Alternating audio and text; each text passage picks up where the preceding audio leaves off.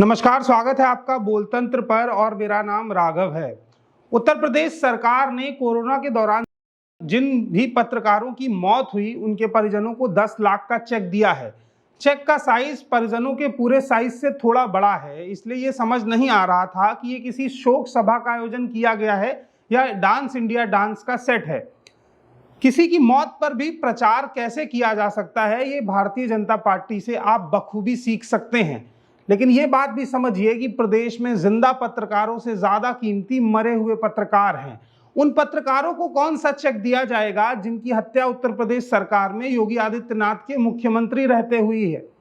शुभम मणि त्रिपाठी की हत्या कानपुर के एक पत्रकार थे। उनकी हत्या के बाद से अभी तक कोई न्याय की गुहार ऊपर तक नहीं पहुंची है, ना ही कोई मुआवजा मिला है। लेकिन कोरोना के दौरान मारे गए पत्रकारों के परिजनों को 10 लाख रुपए मिलना भी एक अच्छी मुहिम है। लेकिन उस मुहिम का फायदा जिस तरीके से बीजेपी ने प्रचार करके उठाया है, इस पर सोशल मीडिया पर बड़े सवाल उठाए जा रहे हैं। कई पत्रकार ट्वीट करके लिख रहे हैं कि असल में ये चेक वितरण कार्यक्रम नहीं, भारतीय जनता पार्टी का चुनावी प्रचार है। लेकिन एक बड़ा सवाल जो मैं बार बार आपसे पूछना चाहता हूं कि उन पत्रकारों का क्या जिन्हें कोरोना के दौरान सच बोलने पर उनके दफ्तरों से निकाल दिया गया? वो भी तो कुछ देर के लिए मर गए होंगे, कुछ देर के लिए उनकी संवेदनाएं शांत हो गई होंगी। जो व्यक्ति पिछले 3-4 साल से नौकरी कर रहा था, उसे एक झटके से बेरोजगार बना दिया गया, तो उसके रोजगार के सवाल को कौन पूछेगा? क्या उसे 10 लाख रुपए का एक चेक किसी सरकार की तरफ से नहीं दिया जाना चाहिए था? ये सवाल तो उठना चाहिए था, लेकिन ये सवाल नहीं उठा। जो पत्रकार सच्चाई बोलते बोलते खामोश हो गए और अब नहीं रहे, उनको 10 लाख रुपए की सहायता राशि तो दी गई, लेकिन जिस सच को वो बार बार चिल्लाकर कह रहे थे, उस सच को सरकार ने अभी भी सच नहीं माना है। सरकार ने नहीं माना है कि कोरोना के दौर में ऑक्सीजन की कमी हुई। सरकार ने यह भी नहीं माना कि सरकार के पास बेडों की कमी थी। उत्तर प्रदेश सरकार तो ये तक कहती है कि अगर कोई कह रहा है कि ऑक्सीजन की कमी थी तो उसे जेल में डाला जाएगा। तो ये उन पत्रकारों को 10 लाख रुपए देकर के सच्ची श्रद्धांजलि नहीं दी जा रही है। ये उनके मौत का तमाशा बनाया जा रहा है और 10 लाख रुपए में उनकी ईमानदारी को खरीदा जा रहा है। मेरा कहना यह है कि जिन पत्रकारों को मोदी जी की बुराई करने पर निकाल दिया गया, उनके हाथ से उनके रोजगार छीन लिए गए। जो टीवी चैनल सच दिखा रहे हैं, उनके दफ्तरों में रेड पड़ रही है। भारत समाचार के लखनऊ दफ्तर में 36 घंटे की रेड पड़ी है। इसके साथ साथ दैनिक भास्कर के दफ्तर में भी रेड पड़ती है। तो एक तरफ तो पत्रकारों की मौत पर सरकार उन्हें पैसा दे रही है और एक तरफ जिंदा पत्रकारों को सच बोलने के बाद जीने भी नहीं दे रही है। तो पत्रकार इस समय, इस वर्तमान स्थिति में सरकार द्वारा सताया हुआ सबसे मुख्य प्राणी है, जो सच बोल तो सकता है लेकिन उसके सच पर सरकार जनता को यकीन नहीं करने देगी। सरकार अपने चुनावी प्रचार के जरिए पत्रकारों को 10 लाख का मुआवजा देने का स्टंट तो पूरा कर लिया, लेकिन क्या इस सवाल का जवाब अभी तक सरकार दे पाई है कि जो लाशें इलाहाबाद की गंगा के घाट के किनारे रेत में दफन हैं, वो किन की लाशें हैं? वो कौन लोग हैं और उनकी मौतें कैसे हुई हैं? जो लाशें गंगा में बह रही थी, आखिर वो किन की लाशें हैं? वो किस समाज के लोग थे? क्या वो पिछड़े थे? क्या वो अगड़े थे? वो कौन लोग थे जिनकी लाशों को दफनाया तक नहीं गया, जिनकी लाशों को सीधे गंगा में बहाया गया? इन तमाम रिपोर्ट्स को करने वाले पत्रकारों को कोई सहायता राशि नहीं दी गई, क्योंकि इससे सरकार की किरकिरी होने वाली थी। लेकिन जो पत्रकार अब नहीं रहे हैं और वो चिल्ला करके सच नहीं बोल सकते हैं, उन्हें सहायता राशि देकर पत्रकारिता को सस्ते दामों में खरीदने का काम उत्तर प्रदेश की सरकार कर रही है।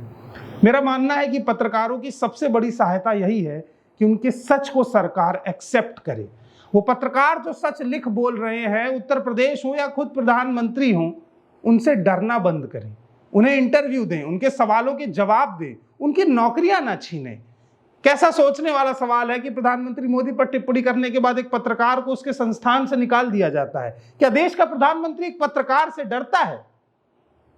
अगर नहीं डरता है तो उसकी सच्चाई से डरता है, और अगर सच से भी नहीं डरता है तो आखिर ऐसी कौन सी वजह है कि भारत जैसे लोकतंत्र में, जहां मीडिया को सवाल उठाने के पूरे अधिकार है, वहां एक पत्रकार की नौकरी सिर्फ इसलिए चली जाती है कि वो मोदी के खिलाफ लिख रहा है? भारत समाचार के दफ्तर में रेड इसलिए पड़ती है क्योंकि उत्तर प्रदेश के लखनऊ में बेडों की स्थिति पर भारत समाचार ने शानदार रिपोर्टिंग की थी और ग्राउंड रिपोर्ट में सच्चाई दिखाई थी कि एम्बुलेंस में लोग 24-24 घंटे तक अपने परिजनों को लेकर घूमते रहे, लेकिन उन्हें अस्पताल नसीब नहीं हुआ, लेकिन बड़े मीडिया चैनल ये चला रहे थे कि लखनऊ में अभी भी 1700 बेड खाली हैं। तो सवाल ये है कि आखिर जो पत्रकार सच दिखाते हैं, जो सच्चाई की बात करते हैं, अपने जीते जी उनको ना सम्मान मिलता है, ना कोई सहायता राशि, बल्कि उन्हें मिलता है टर्मिनेशन लेटर, क्योंकि उनके संस्थानों पर सरकार अब कब्जा कर चुकी है। लेकिन जो पत्रकार उस टर्मिनेशन लेटर से नहीं डरते हैं, सच्चाई दिखाते रहते हैं, कोरोना के दौरान अपनी जान गंवा देते हैं, उनकी आवाज तो खामोश हो गई है। 10 लाख रुपए के चेक से उनके ईमान को भी सरकार खरीदना चाहती है। मैं आपसे सिर्फ इतना कहना चाहूंगा कि ये पत्रकारिता का सबसे मुश्किल दौर है। आप जिस भी संस्थान में काम कर रहे हैं, वहां सच्चाई की अहमियत को महसूस कीजिए।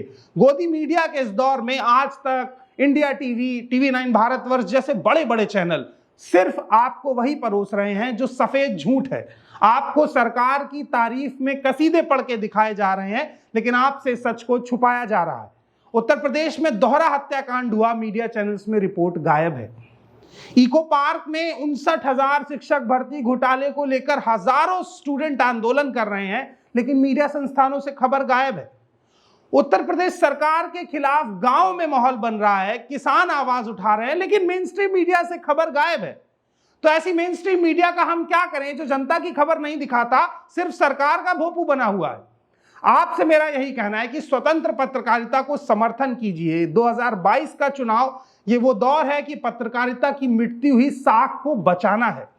और जो पत्रकार शहीद हुए हैं, मैं उन्हें शहीद पत्रकार मानता हूं, उन्हें मौत ना कहा जाए। उनकी शहादत को 10 लाख रुपए के 6 फीट का चेक दे करके सम्मानित नहीं किया गया है, बल्कि ये मजाक उड़ाया गया है कि जीते जी तुम्हारी सच्चाई हमारा कुछ नहीं बिगाड़ पाई, तुम्हारे मरने के बाद भी तुम्हारी लाश हमारे प्रचार के काम में आई।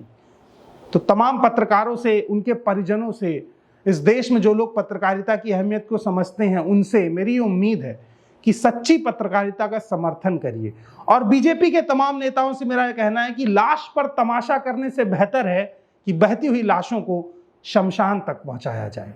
और जो लोग कोरोना के दौर में मुश्किल परिस्थितियों से गुजरे हैं, जिन पत्रकारों की नौकरी सिर्फ इसलिए छीन ली गई कि उन्होंने मोदी जी पर कुछ लिखा था, उनकी नौकरियां उन्हें वापस की जाएं और उन्हें प्रधानमंत्री सॉरी कहें, क्योंकि इस देश में पत्रकारिता का पहला धर्म ही सत्ता से सवाल करना है, ना कि मोदी जी से यह पूछना कि आप आम काट कर खाते हैं या चूस कर खाते हैं। धन्यवाद।